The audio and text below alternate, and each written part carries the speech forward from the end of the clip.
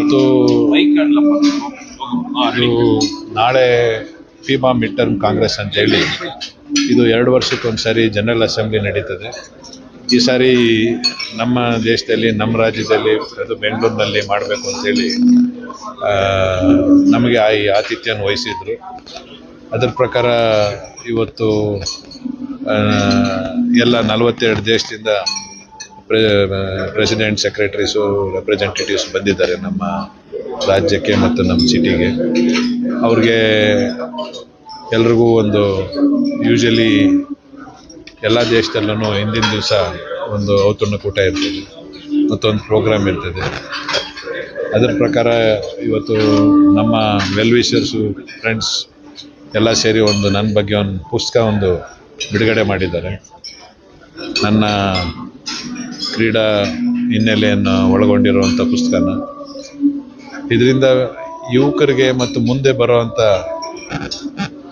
ಎಲ್ಲ ಕ್ರೀಡಾಪಟುಗಳಿಗೂ ಇದು ಒಂದು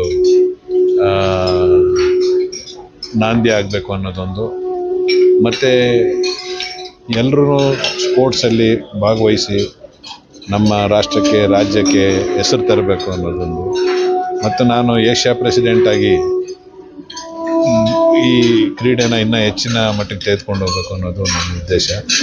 ಇದಕ್ಕೆಲ್ಲ ಸರ್ಕಾರ ಮತ್ತು ಮಾಧ್ಯಮದವರು ಸಹಕಾರನೂ ಇರಬೇಕು ಅಂತೇಳಿ ನನ್ನೆರಡು ಮಾತನ್ನು. ಸರ್, ಎಲ್ಲೋ ಒಂದು ಕಡೆ ಆಡಿಯನ್ಸ್ಗೆ ಆಲ್ಮೋಸ್ಟ್ ಬೇರೆ ಕ್ರಿಕೆಟ್, ಬೇರೆ ಬೇರೆ ಸ್ಪೋರ್ಟ್ಸ್ ಅಲ್ಲಿ ಇರುವಂತ ಒಂದು ಕ್ರೇಜ್ ಬಾಸ್ಕೆಟ್ ಬಾಲ್ ಅಲ್ಲಿ ಅಷ್ಟು ಇಲ್ಲ ಅನ್ನೋದು ನಿಮ್ಮಿಂದನೇ. ನೀವೇ ಕ್ರಿಕೆಟ್ಗೆಲ್ಲ ಪ್ರಮೋಟ್ ಮಾಡೋದು ಮಾಧ್ಯಮದವರು, ಅದರಿಂದ ನೀವು ಸ್ವಲ್ಪ ಕಡಿಮೆ ಮಾಡಿ ಬೇರೆ ಸ್ಪೋರ್ಟ್ಸ್ ಸಪೋರ್ಟ್ ಮಾಡಿ ಎಲ್ಲರೂ. ಸರ್, ರಾಜ್ಯದಲ್ಲಿ ಮೊಟ್ಟ ಮೊದಲ ಬಾರಿಗೆ ಈ ತರ ಒಂದು ಮಾಡ್ತಾ ಇದ್ದೀರಾ, ದುಬೈಗೆಲ್ಲ ಯುವಕರಿಗೆ ಮತ್ತೆ ಏನು ಹೇಳಕ್ಕೆ? ಯುವಕರು ಈಗ ನಮ್ಮ ಕರ್ನಾಟಕದಲ್ಲಿ ನಿಜವಾಗ್ಲೂ ಎಲ್ಲ ಕ್ರೀಡೆನಲ್ಲೂ ಚೆನ್ನಾಗಿ ಮುಂದೆ ಬರ್ತಾ ಇದ್ದಾರೆ. ಈಗ ನಾವು ನ್ಯಾಷನಲ್ ಗೇಮ್ಸ್ನಲ್ಲೆಲ್ಲ 3ನೇ ಸ್ಥಾನ, 4ನೇ ಸ್ಥಾನ ಪಡ್ಕೊಂಡಿದ್ದೀವಿ.